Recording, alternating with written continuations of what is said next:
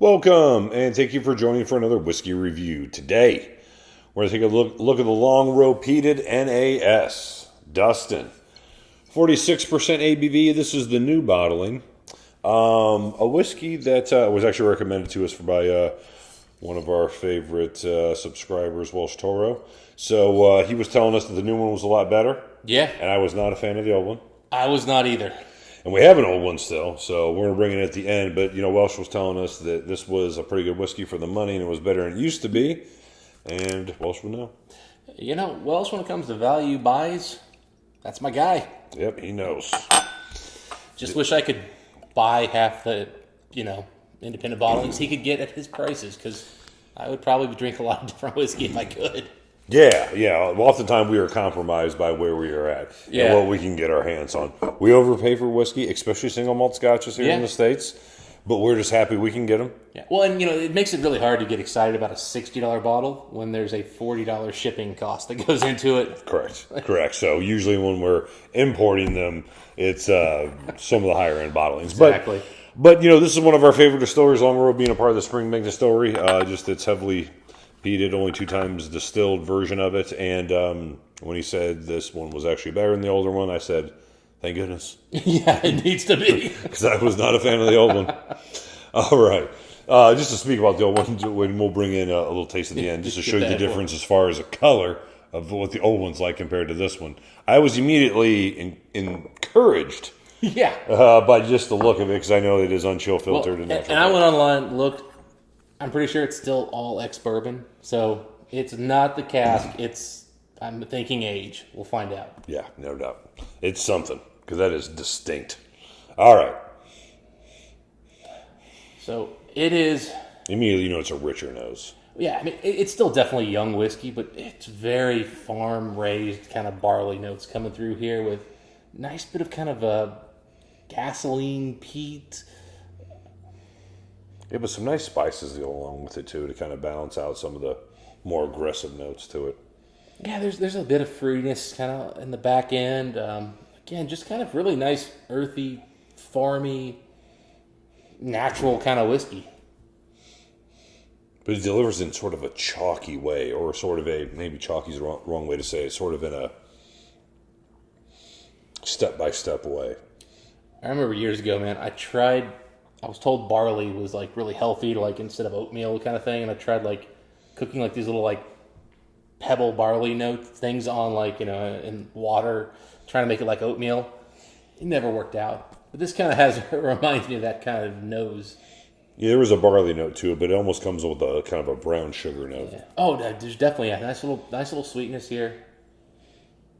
I'm looking for the sea salt that we get with Springbank or the sugar cookies, Right, and I'm kind of struggling on both of those notes. Sea salt for sure.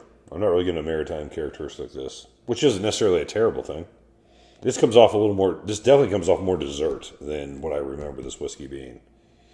Oh yeah, well I'm gonna try to focus just on the whiskey today, and we'll get into like the just dessert in general. Yeah, it's got a nice funky dessert. It's very funky.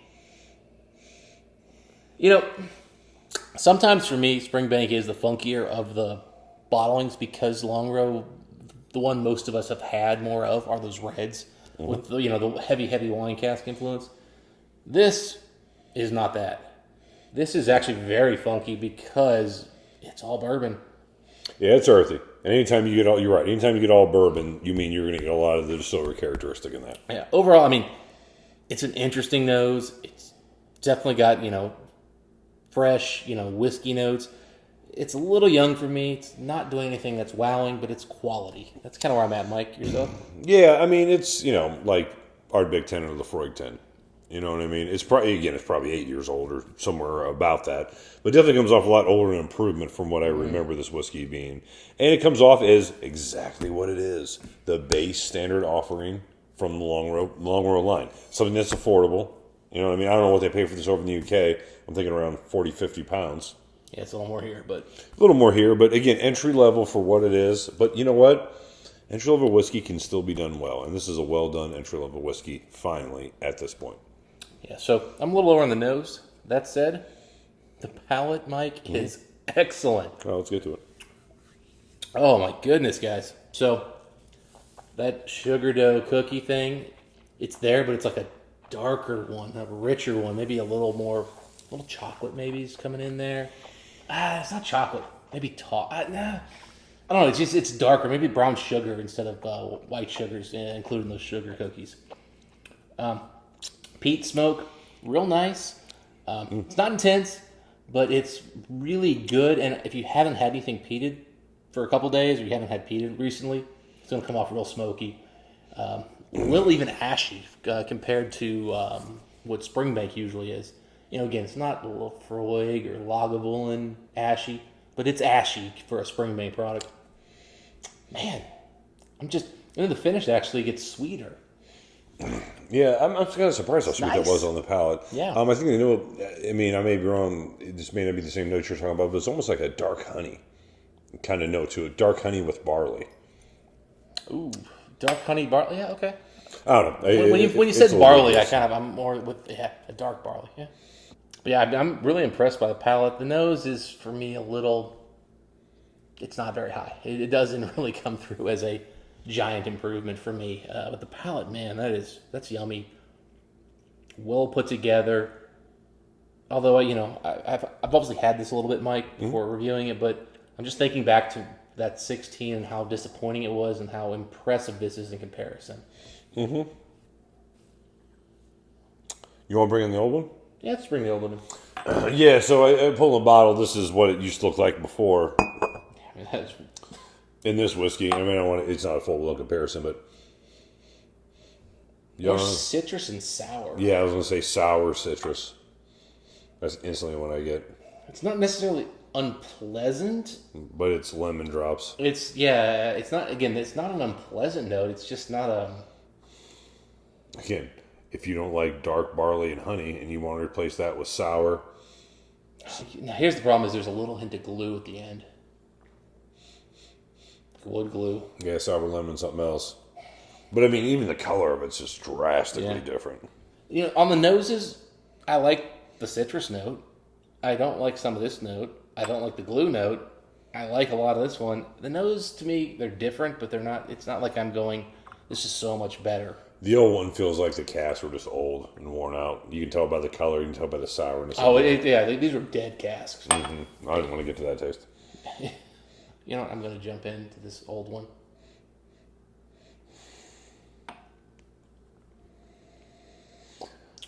Yeah, sugar, barley, a little bit of honey, a little bit of dark honey to go along with that funky, Longrow note to it. So just like the 2021, the 2016, just a heads up, this is 2016. Mm-hmm. It is sweeter than the nose indicates. It's thin and it's young and it's got those glue notes. It has some less barley note to it also, which is weird. This actually has more barley. That's the same whiskey that I had to give to Keith at some point because I would never finish the bottle. Yeah, I'll be honest. This is just not a whiskey I really enjoy. Never want to drink that whiskey again. I keep bringing it. I keep putting in comparisons, but yeah, it's not great. Yeah, but this whiskey I would drink again. Yeah, this is actually nice, well put together. Not my first whiskey of the night, but it's a dirty whiskey. I wouldn't mind going to it at some point. All right, Dustin, where as far as a whiskey score on this one? Allow me, since you're formulating your thing, because I've been thinking about this for a while. I'm going to give this an 87 out of 100, which is quite a bit higher than I thought I was going to be. At first, I started on as an 85. Got that dark barley and honey note to it, elevated, at least to an 86. I'm going to call it an 87. This is definitely far more impressive than I assumed it would be. Where are you at, my friend? 84. I'm a little lower. Again, 85 is kind of my average quality whiskey to put on the bar. Maybe I'm so impressed by how much this is improved. Oh yeah, that's like I'll stay by my 87. That's in the 70s. I'll stay by my 87. It's fine. It's nice. I do like the richness. It's got a good mouthfeel. It has actually a really good mouthfeel. Again, it's a classic example. Springbank knows how to put together a 46% whiskey better than anybody. I agree with that. They've done it here too in terms of mouthfeel, texture. but I'm still getting some of these young notes that are not jumping out and making me excited. But I'm not upset. I don't hate this. $100 whiskey? No, probably not worth that here in the States. But I'd probably buy the 2022 just because this has me encouraged that they're on the right path. See, to me, well done young whiskeys. It covers up the majority of those youth notes with either funk or peat or whatever it is that here. So to me, that's kind of what it sachets into. But again, regardless, this is a huge improvement over what it used to be. China Welsh nailed it. This is definitely older. This thing might be 4-year-old Scotch. Well, I mean, I think the main thing is And dead casks. Yeah, I think the main thing is because you said it was so much better. I mean, that is a difference of 8-10 points as far as a whiskey score between the two of them. It is a substantial upgrade. I mean, you could convince me to go 68, 69 on that old one. I probably wouldn't. We can definitely that's how bad I like agree. that It's a was. substantial improvement over what it used to be. But anyway, this is good.